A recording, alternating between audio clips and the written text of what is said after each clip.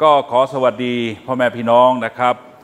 ทางคณะกรรมการและก็ทางผู้นำของคริสตจักรได้มอบหมายให้ผมเป็นไฟบังคับบอกว่าต้องใช้ภาษาไทยปกติเวลาผมเทศนาผมจะเทศนาเป็นภาษาลิซูวันนี้ถ้าขาดตกบกพร่องยังไงก็ให้จัดการกับผู้นำคริสตจักรก็แล้วกันนะครับครับเดือนนี้เดือนเมษายนนะครับเป็นช่วงของการเฉลิมฉลองเทศกาลหลายอย่างประการแรกก็เดือนนี้ก็คือเดือน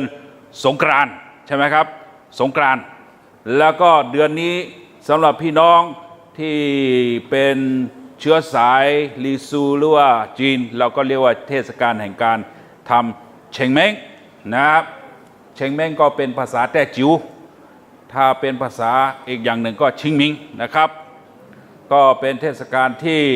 พี่น้องนะครับคนจีนคนลีซูคนม้งนะครับก็จะไปทำหลุมฝังศพแล้วก็เป็นช่วงเทศกาลที่เขาจะเอาขนมนะครับเอาอาหารเอาหมูเห็ดเป็ดไก่เอาเครดิตการ์ดเอาธนบัตรนะครับไม่ใช่ของจริงนะครับเอาไปเผาเพื่อที่จะส่งไปให้ดวงวิญญาณต่างๆเอาไปใช้เล่นในสถานที่เขาอยู่นะครับก็บางคนก็เผาถึงรถเบนซ์นะครับโอ้โหมอเตอร์ไซค์ก็มีแล้วแต่ว่าเขาชอบอะไรส่งนะครับเป็นเทศกาลที่ว่าเศรษฐกิจสะพัดนะครับร้านค้าต่างๆจะขายของดีเพราะว่าจะมีคนมาซื้อของเพื่อไปทำเชงเม้งนะครับแล้วก็นอกจากนั้นก็เป็นเดือนของอะไรรู้ไหมเป็นเดือนของการเฉลิมฉลองนะครับ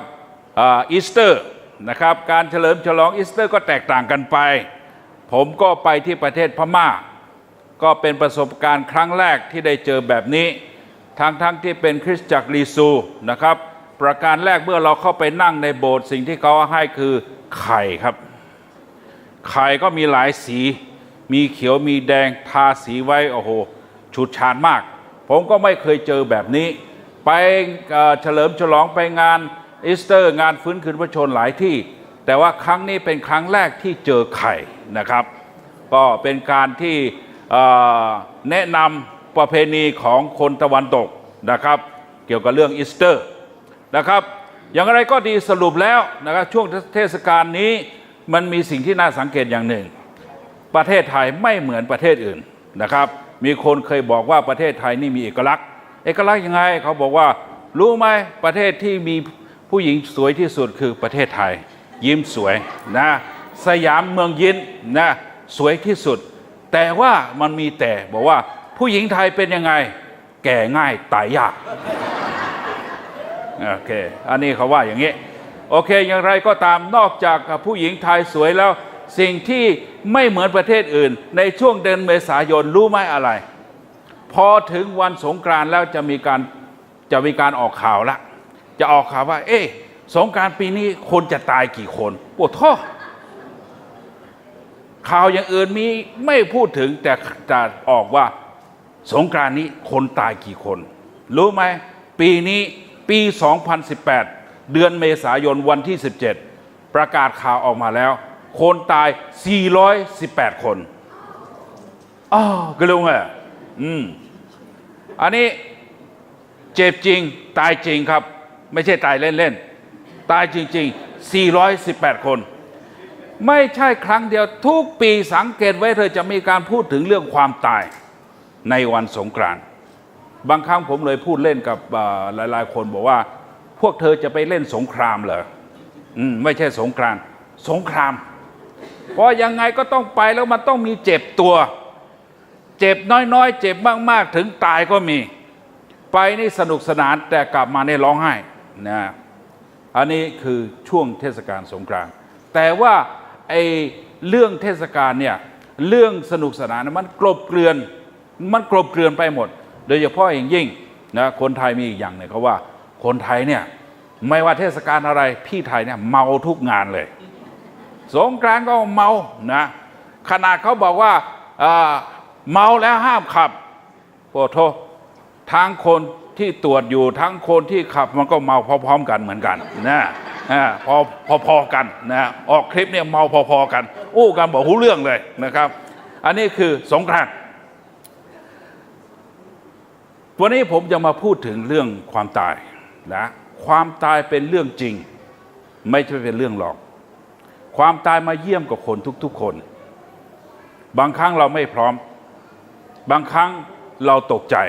นะแต่ว่าความตายมาเยี่ยมเราผมอยากจะพูดถึงคำที่ได้ยินในช่วงนี้เป็นคำที่สำคัญมากนะครับ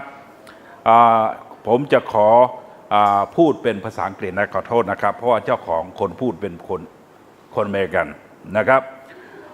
สตรีหมายเลขหนึ่งอดีตสตรีหมายเลขหนึ่งภรรยาของท่านจอร์จบุชผู้พ่อนะครับคือคุณบาร์บาราบุชนะครับเพิ่งตายไปไม่นานนี้ได้มีคำพูดว่าอย่างนี้ I'm a huge believer in the loving God she said and I have no fear of death which is a huge comfort because we are getting darn close แบบหมายความว่าฉันเนี่ยเป็นผู้เชื่อในพระเจ้ามากคนหนึ่งนะและฉันไม่มีความกลัวในความตายอันนี้เป็นสิ่งที่หนุนใจฉันมากๆเลยโดยเฉพาะยิ่งเมื่อถึงใกล้ถึงวาระของฉันแล้วนะอันนี้บาร์บาราพูดแล้วท่านพูดต่อไปว่า and I don't have a fear of death for my precious George or for myself because I know that there's a great God อันนี้ท่านบอกว่าฉันไม่มีความกลัวในความตายหรือสามีที่รักของฉันจอร์จเพราะว่าสำหรับฉันเรารู้ในพระเจ้าที่ยิ่งใหญ่ There's a great God พระเจ้าที่ยิ่งใหญ่นะครับในโลกนี้มีศาสนามากมายมีหลักความเชื่อมากมายมีวิสัยทัศน์มีความคิดเกี่ยวกับเรื่องความตายมากมายนะครับจะคิดต่างกันยังไงก็ตามทุกคนก็ตายเหมือนกันตายก็คือหมายความไม่หายใจแล้วนะบางคนถามว่าเป็นตายยังไงไม่หายใจครับผมเคยถามเพื่อนบอกว่าเพื่อนเสียชีวิตแล้วเสียชีวิตยังไงบอกว่าไม่หายใจเหมือนตายแล้วครับมันไม่หายใจมันตายแล้วหลังจากนั้นอะไรเกิดขึ้นมันก็จะเน่าจะเหม็นนะครับคนวัวตายหมูตายไก่ตายเราไปทำกับข้าวได้แต่คนตายเนี่ยเป็นสิ่งที่ทุกคนก็ไม่ชอบนะครับทำอะไรไม่ได้นอกจากเอาไปเผากับไปฝังนะครับแล้วสร้างความเศร้าโศกเสียใจให้กับคนที่อยู่นะครับความตายเป็นสิ่งที่น่ากลัวสำหรับหลายๆคนบางคนเนี่ยโอ้โหสมัยที่มีชีวิตอยู่วัยรุ่นก็โอ้ไม่กลัวอะไรเตะเจอหมูเตะหมูเจอหมาเตะหมาเจอเมียไหวครับนะครับไม่กลัวอะไรนะครับเมื่อความตายเกิดขึ้นเนี่ยปฏิกิริยาของคนประการแรกอะไรเกิดขึ้นรู้ไหมไม่ยอมรับไม่จริงมั้งไม่ใช่มั้งวันนั้นยังเห็นกันอยู่ชัดๆเลยยังเล่นกันอยู่ยังคุยกันอยู่มังงะพ่อตายแล้วครับมันมาหายใจแล้วอย่างที่สองเมื่อความตายเกิดขึ้นอะไรโมโหทำไมตายโมโหให้พระเจ้าด้วยโมโหให้สิ่งที่นับถือด้วยนะเคยเห็นพี่น้องที่นับถือบางพระบุรุษโปรโทเวลาญาติตายเนี่ยเอาถ้วยคว้างเลยเตะบึ้งบ้างทำไมไม่ดูแลทำไมให้เขาตายนะครับทำไมให้เขาตายทำไมต้องให้เขาไปชนกับ10 ล้อนะทำไมให้ตายโมโหอันที่สามเวลาใกล้จะความตายถึงความตายนะครับคนก็มักจะต่อรองไม่ตายได้ไหมนะไปหาต้นไม้ต้นนี้ไปขอบนถ้าลูกช้างไม่ตายจะเอาลูกหมูมาถวายให้นะงานครั้งนี้อย่าให้ตายเลยนะป่วยครั้งนี้อย่าให้ตายเลยนะขออันที่สามขอแล้วไม่ได้สุดท้ายก็อะไรท้อแท้ห่อเหี่ยวเป็นโรคซึมเศร้า depression นะครับไม่ตายเพราะโรคจะแต่ตายเพราะห่อเหี่ยวเนี่ยมีเยอะแยะเลยมันห่อมันเหี่ยวนะครับท้อใจตายนะเสียใจตายสุดท้ายเอาอะไรไม่ได้ตายก็ตายยอมรับความตาย นะแต่ปกติหลายคนไม่ทันยอมรับมันหยุดหายใจซะก่อนนะครับตายอันนี้คือปฏิกิริยาโดยทั่วไปเมื่อนักจิตวิทยาเขาสำรวจหรือว่าทำการเซอร์เวย์ก็ได้ผลว่าทุกคนมนุษย์ทุกคนจะมีขั้นตอนของการยอมรับความตายเป็นอย่างนี้ความตายมีจริงนะครับความตายมีจริงและนอกจากความตายมีจริงชีวิตหลังตายมีจริงอันนี้สำคัญนะครับผมจะไม่พูดภาษาไทยอีกละไม่นานละเดี๋ยวผมจะสวิตช์ไปภาษานานาชาตินะครับ ชีวิตหลังตายมีจริงเรารู้ได้ยังไงแม้แต่คนที่ไม่เชื่อพระเยซูก็กังวลชีวิตหลังตายเมื่อกี้ผมพูดถึงเชงเม้งละนะคนทำเชงเม้งทำไมเพราะเขาเป็นห่วงคนที่ตายไปแล้วกินไม่อร่อยไหมไม่พอกินไหมไม่ได้กินไก่ไหมไม่ได้กินเป็ดไหมไม่ได้กินหมูไหมเนี่ยส่งไปให้เลยบางคนส่งเครื่องดื่มไปให้เลยเอายกไปเป็นลังยังกับว่าคนที่ตายไปแล้วจะออกมากินไม่มีเลยมีแต่มือที่สามมากินนะครับมีแต่มือที่สามมากินนะครับของดีๆทั้งนั้นเลยนะแต่ว่าคนก็เชื่อว่ามีชีวิตหลังตายนะเราเป็นมนุษย์ทั้งหลายเรามีความกังวลมีความเป็นห่วงมีความผูกพันกับคนที่ตายเพราะฉะนั้นเขาก็ไปที่งานเชงเม้งนะครับญาติพี่น้องอยู่ที่ไหนเรียกกลับมาไปร่วมกันเพื่อจะระลึกถึงคนที่ตายเพราะเขาเชื่อว่ามีชีวิตหลังตายแต่ว่าความคิดของคนไม่เหมือนกันเพราะฉะนั้นพี่น้องทั้งหลายผมจึงขอบคุณพระเจ้าที่เรามีพระเยซูคริสต์ซึ่งเป็นผู้ที่มาจากสวรรค์มาอยู่กับเรามาอยู่กับมนุษย์มาบอกทางถึงทางไปสวรรค์มาบอกถึงชีวิตความจริงเกี่ยวกับชีวิตหลังความตายพระเยซูคริสต์ได้สอนสาวกทั้งหลายว่าอย่ากลัวเลยนะเพราะเราเป็นชีวิตผู้ใดอยู่ในเราผู้นั้นก็จะมีชีวิตแม้เขาตายแล้วเขาก็จะมีชีวิตนะครับในโยฮันนะครับในพระธรรมโยฮันบทที่11ข้อ25ข้อพระคัมภีร์นี้ผมจำได้เพราะผมติดไว้ที่หลุมฝังศพของลูกชายนะครับลูกชายนะครับเรามีความหวังเพราะว่าพระเยซูคริสต์บอกเราพูดถึงพระเยซูคริสต์ไม่เหมือนใครในโลกนี้มีศาสดานะของศาสนามากมายแต่พระเยซูคริสต์ไม่เหมือนศาสดาเหล่านั้นการเกิดของพระเยซูคริสต์เกิดในที่ต่ำต้อยที่สุดเวลาพระเยซูคริสต์เกิดไม่มีพยาบาลมีแต่สัตว์นะครับและเวลาพระเยซูคริสต์เกิดเสร็จแล้วไม่มีแขกต่างประเทศนักข่าว CNN อะไรมาไม่มีถ่ายทอดสดมีแต่ผู้เลี้ยงแกะเท่านั้นแล้วเวลาพระเยซูคริสต์ยังเป็นทารกเลยต้องเป็นอพยพตั้งแต่อายุยังน้อยยังต้องหนีไปประเทศอียิปต์เจอแต่ความลำบากตั้งแต่เล็ก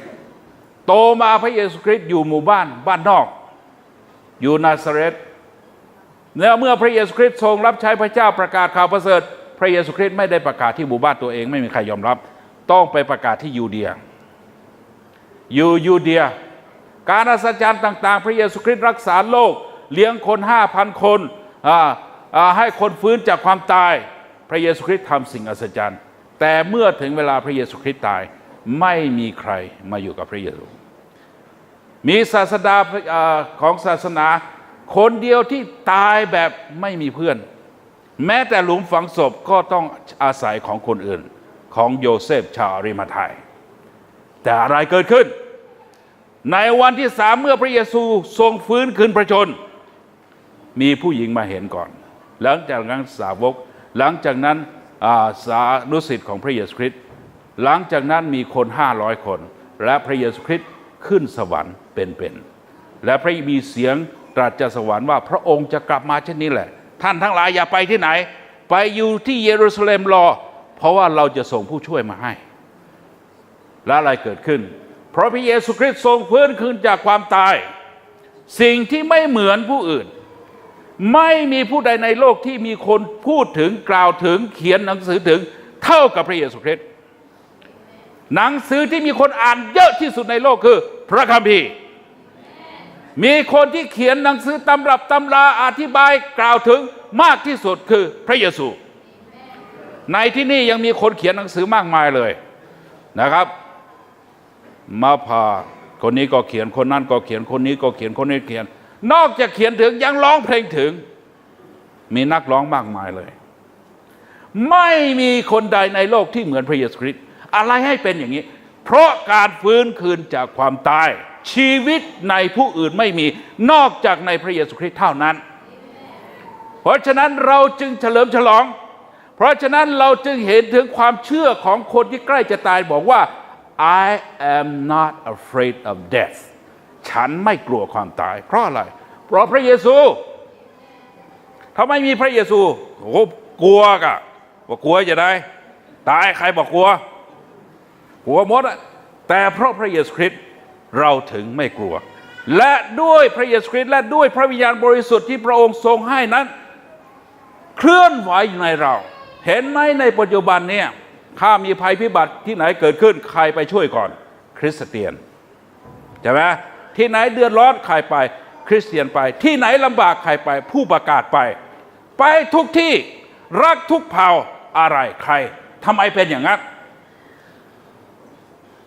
เพราะพระเยซูคริสต์ผู้ทรงฟื้นคืนจากความตายทรงเคลื่อนไหวอยู่ในจิตใจในชีวิตท่านอาจารย์เปาโลบอกว่าขอให้ข้าพระองค์ข้าพระเจ้าพิบัติถ้าข้าพระเจ้าไม่ประกาศข่าวประเสริฐอาจารย์เปาโลบอกว่าสำหรับข้าพเจ้าแล้วการมีชีวิตอยู่ก็เพื่อพระคริสต์แต่ถ้าตายก็ไม่กลัวได้กำไรทำไมพูดได้แบบนี้เพราะพระเยซูคริสต์ทรงฟื้นคืนจากความตาย